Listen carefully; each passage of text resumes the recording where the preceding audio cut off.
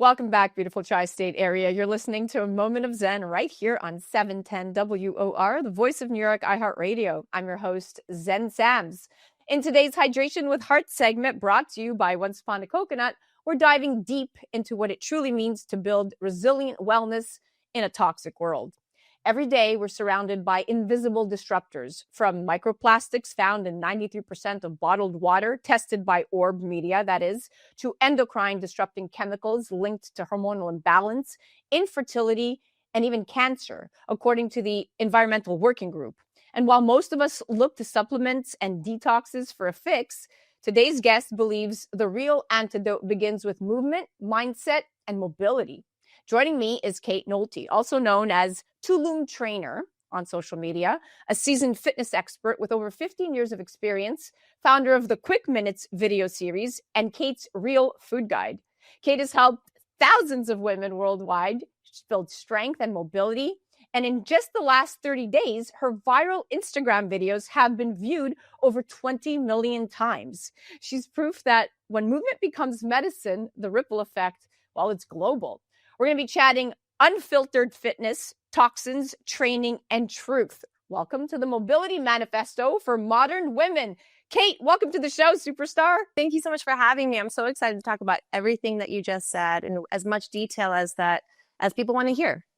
Okay, so I'm going to go to the basics, the wake-up call, toxins, and training. Let's break this down. So we hear more and more about toxic load, from chemicals in skincare to pollution in our air. And according to the World Health Organization, over 90% of people breathe air exceeding safe pollution levels. And the CDC has linked everyday environmental toxins to metabolic disorders and even obesity. So, Kate, as someone who preaches mobility as medicine, how do you see movement helping the body naturally detox and defend itself in a world that feels stacked against wellness? Excellent question. Movement naturally is how the body detoxes, pushing out environmental toxins, internal toxins like stress and frustration. And daily movement, especially nowadays, is necessary not only for just self-discipline and self-love, but to rid the body of inflammation, toxins, stillness, and stiffness, which is where we feel overwhelmed and uncomfortable. And so to me, it is your daily medicine. It's something that you can access every day, and you don't need anything but yourself and the commitment, knowing that that's your responsibility to balance out what's happening externally with what you can handle internally. And so to me, movement in any style is going to help you evolve your body, your brain, your mind into a more peaceful state. And I love that you bring it back to what's within our control, because movement truly is the most accessible form of detoxification. Yep. And now I want to lead into the microplastic reality check, because this is important. Okay. As a mom, I'm constantly mindful of this, not only for me, but my household. Recent studies from Columbia University, Kate, found that a single liter of bottled water can contain up to 240,000 nanoplastic particles. And these microplastics have been found in our blood, our lungs, and even placentas. I'm shocked when I'm reading this, but yet not surprised. And the fitness culture often markets hydration without context. So what's your take on smart hydration? Not just how much we drink, but what we're drinking out of, what we're actually putting in our bodies, and what ties into performance and recovery. I'll be honest, I only recently stopped using this really big water bottle that I just loved, and I just had been in a routine of using it all the time because it was really large for the gym. And I went metal, and I got one for my boyfriend, and I got one for my girlfriends, and I'm promoting it to my clients. Like, let's get rid of the plastic. As simple as that sounds. One actionable move that you'll do every day. Go from plastic to metal, promote it with friends and family so that your impact changes then your immediate world. And then the next thing I did was I got rid of all of my Tupperware. Like, I don't know about you, but like in my kitchen, I would have drawers of mismatched tops and the bottoms, and I would keep them thinking, oh, I'll find the top to that. And they were old and they weren't looking so nice. And so a friend recently who's really up on the research that you're talking about said, what are you doing with the Tupperware? And, me as a woman, I was like, it still works. I've had it for a long time. He's like, it's gross. And you are putting toxins in the body and disruptors. Get glass. So I did. And it took me a few days because I was like, oh God, what a waste. No, I put all glass containers in my fridge. So when I batch cook, everything, first of all, it's clear, it looks really pretty, but also I'm doing my part. And whenever a girlfriend comes over and she sees all of my glassware, she's like, why? It's an opportunity. Explain to her what's going on, especially for hormone health. And then I made an impact with her. And that's how change happens, I find. Living by example, taking in the research, don't panic. What's an actionable step you can take? Where is your responsibility? And then that's how I feel you can manage it. So, yeah. And that's the kind of real talk we need more of. Real advice. It's so easy to focus on macros and miles, but hydration quality and it really is the foundation to everything else, right? Totally. And like, where are you putting your food? How are you drinking your water? This was a great question and an important detail, not just what to eat and, you know, how much water you should consume a day, which is a very fitness kind of, you know, discussion, but like, where are you putting your water? Where are you getting it from? Where are you putting your leftovers? Yeah. So now all of this turns into hormone havoc if not addressed. So endocrine disruptors are one of the biggest hidden threats to women's health, from BPA in plastics to phthalates in cosmetics. The National Institute of Environmental Health Science reports that these chemicals can mimic estrogen, throwing off everything from mood to metabolism. Now, you work primarily with women. What do you wish more of us understood about how toxins, hormones, and fitness are interconnected?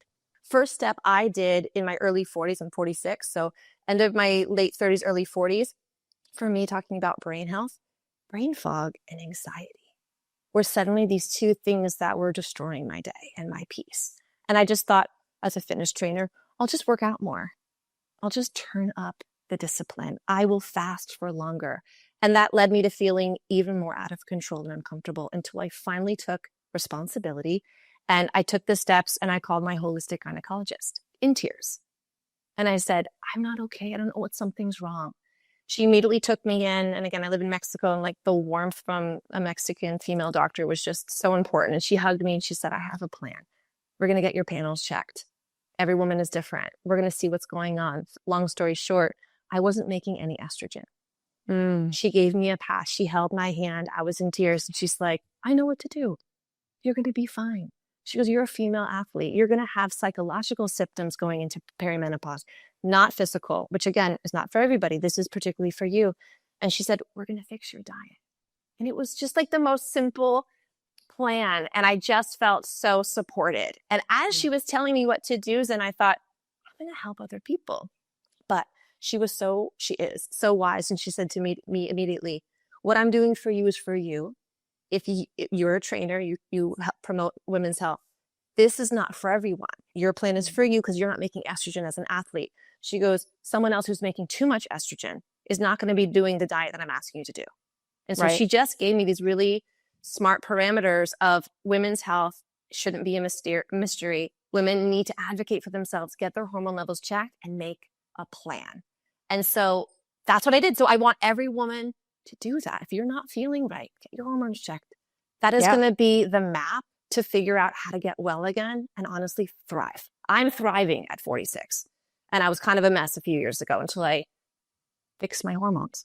Well, there you go. And that's such a necessary reminder, Kate, that you said it. Our bodies are constantly adapting to stress. And when we give them the right inputs, they perform miracles. And it suddenly feels like an exciting time, an optimistic time. Again, looking at perimenopause, menopause, not this scary quote, change that women have to survive in silence. Right. I'm just so glad that women's health is now becoming a common conversation and we could talk about our symptoms without feeling ashamed or embarrassed. I mean, you're a mom of a daughter. Like, imagine when she's going to be an adult, she's going to have so much knowledge from you, from me, from women having real conversations. You're right. Thank you for that. That's an important reminder that we are the mentors and we are the foundation of our generation. Now, the mobility manifesto, I want to get into that. I love the mobility manifesto. When I looked at your page, I'm like, that's what she talks about. It's the mobility If there's anybody, this is her. So there's this phrase that really stuck with me. You don't stop moving because you get old. You get old because you stop moving. Exactly. And according to the Harvard Health Review, loss of mobility is one of the top predictors of decline later in life. So you've made mobility a cornerstone of your brand. What does mobility training look like for real women, not athletes? And how can we integrate it into everyday life?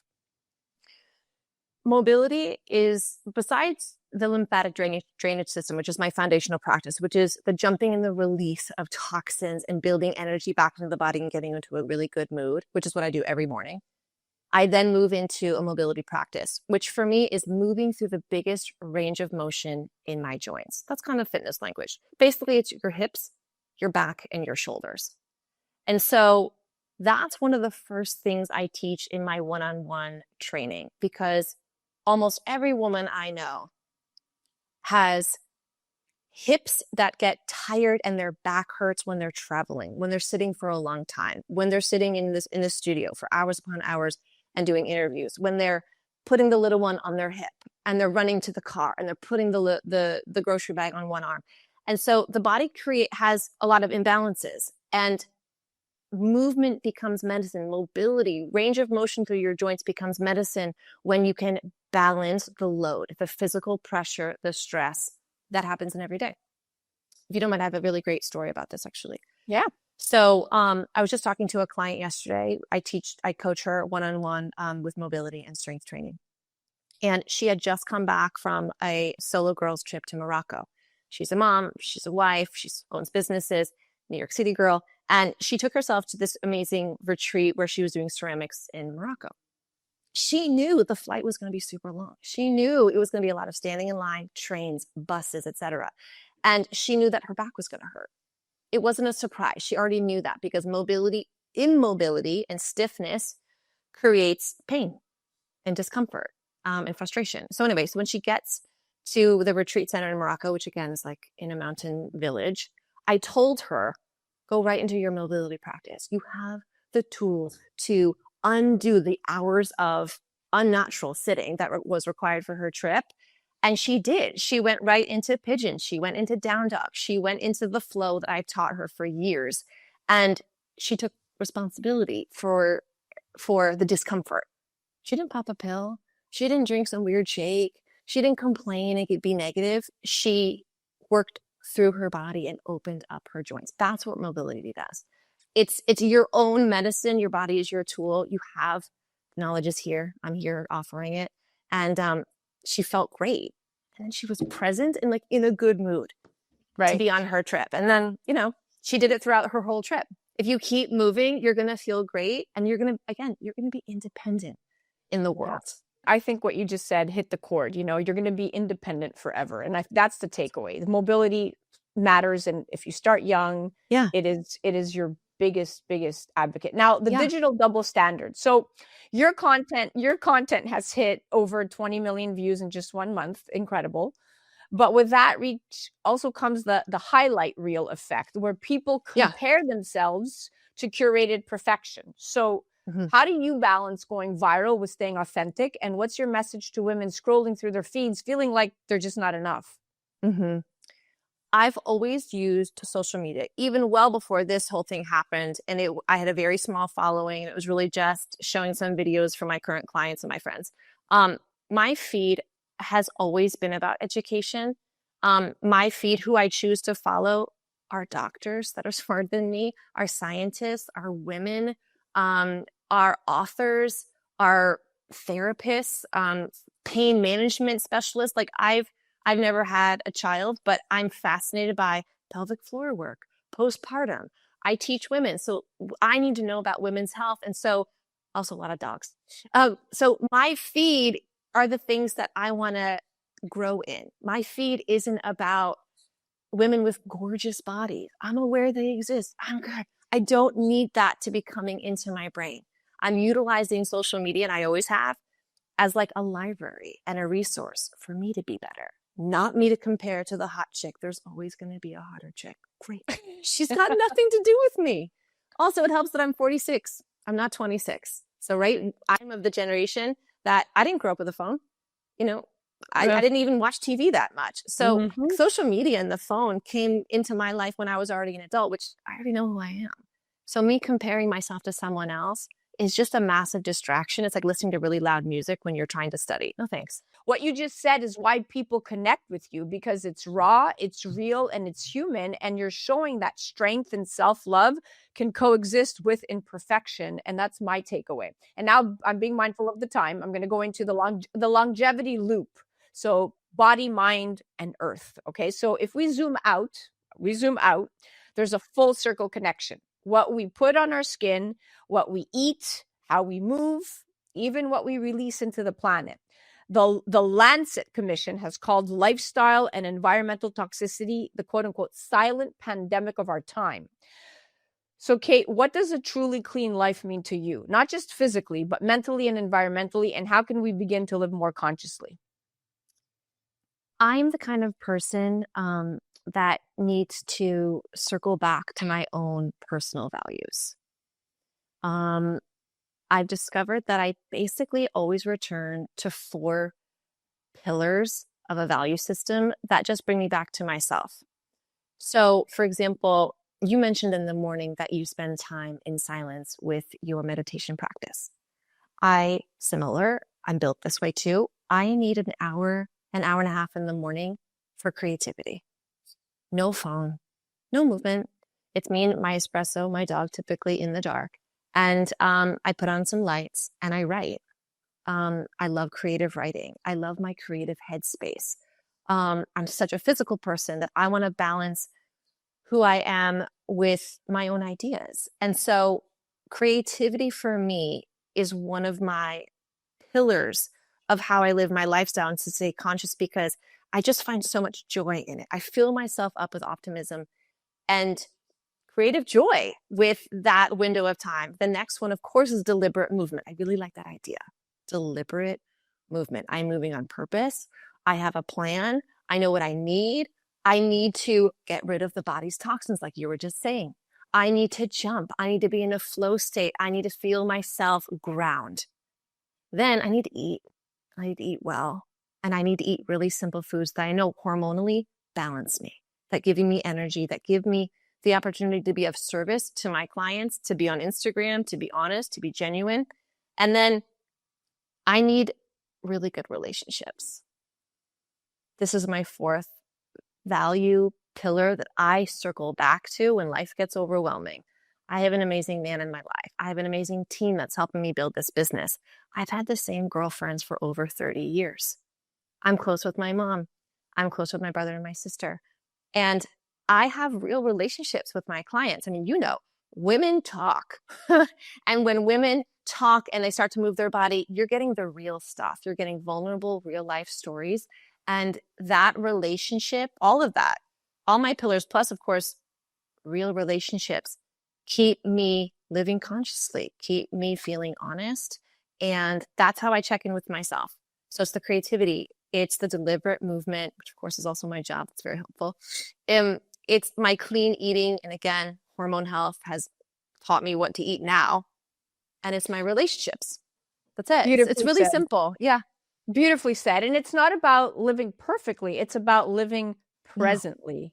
Yeah, And every day. And that mindfulness spills into every area of our well-being.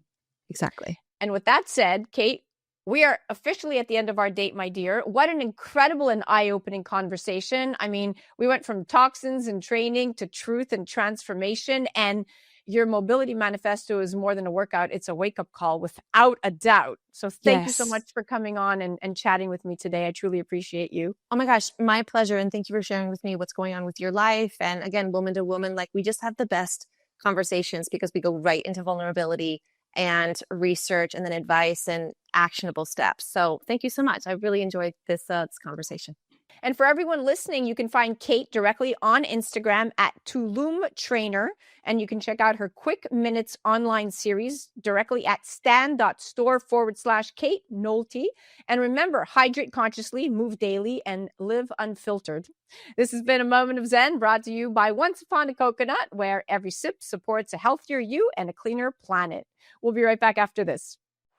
A Moment of Zen is brought to you by Once Upon a Coconut. Discover the refreshing taste of 100% pure coconut water that actually tastes great. Naturally sweet with no artificial flavors or added sugar. It's packed with electrolytes to keep you hydrated throughout your day. And with 10% of profits going to charity, every sip makes a difference. Pure taste, pure goodness. Experience nature's Gatorade. Visit Once Upon a Coconut or naturesgatorade.com.